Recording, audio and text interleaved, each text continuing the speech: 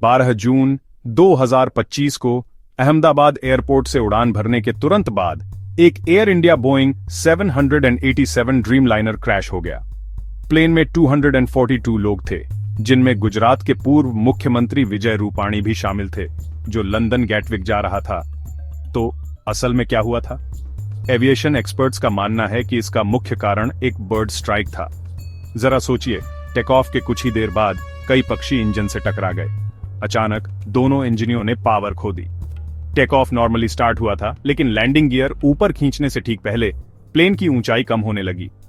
Captain Saurabh Bhatnagar, जो एक retired senior pilot हैं, उन्होंने बताया कि जब दोनों इंजन इतनी जल्दी थ्रस्ट खो देते हैं तो ऐसा लगभग हमेशा किसी गंभीर प्रॉब्लम के कारण होता है, जैसे पक्षियों का इंजन में खींचा जाना। एक और एक्सपर्ट संजय लाजर ने बताया कि एयरपोर्ट के आसपास का एरिया रेजिडेंशियल है, जहां बहुत सारे पक्षी हैं, खासकर दोपहर के समय। पायलट ने मेडे कॉल भेजने में कामयाबी हासिल की, जो एक्सट्रीम इमरजेंसी का इंटरनेशनल सिग्नल है।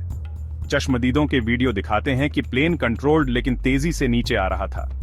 इस क्रैश ने अहमदाबाद में पुराने जख्मों को फिर से खोल दिया है। कई लोगों को 37 साल पहले की एक भयानक एयरलाइन दुर्घटना याद दिला दी, जिसमें 133 लोगों की जान चली गई थी। फिलहाल इन्वेस्टिगेशन जारी है। एक्सपर्ट्स का कहना है कि एयरक्राफ्ट सिर्फ 11 साल पुराना था, इसलिए मैकेनिकल फेलियर की संभावना कम है।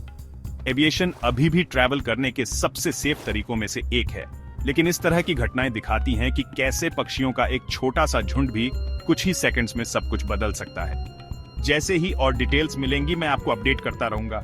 सेफ रहिए और क्यूरियस रहिए।